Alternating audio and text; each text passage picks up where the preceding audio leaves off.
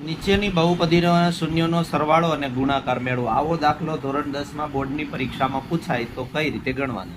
સૌ પ્રથમ આ જે રકમ છે એમાં આ x વર્ગ છે એનો સહગુણક a કહેવાય. તો a બરાબર કેટલા છે? 7.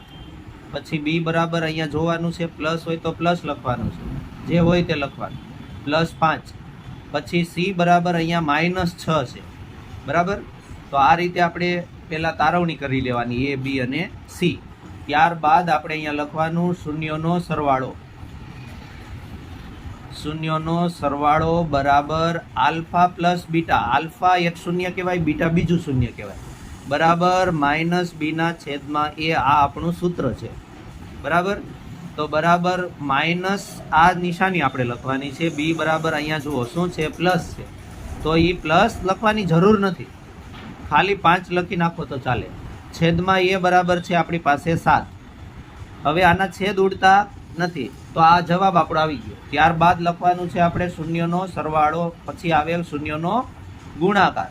તો શૂન્યનો ગુણાકાર બરાબર આલ્ફા ગુણ્યા બીટા બરાબર c/a. આ c છે ને એ અચળ પદ છે. અચળ પદ આપણી પાસે છે -6 અને a બરાબર છે આપણી પાસે 7. આના પણ છેદ ઉડતા નથી અને અહીંયા માઇનસ છે તો માઇનસ જ રહેવાનું છે. તો આ રીતે દાખલો પૂછાય. એના 2 ગુણ હોય. વિભાગ બીમાં નંબર 25 કે 26 ઉપર આ દાખલો આવે.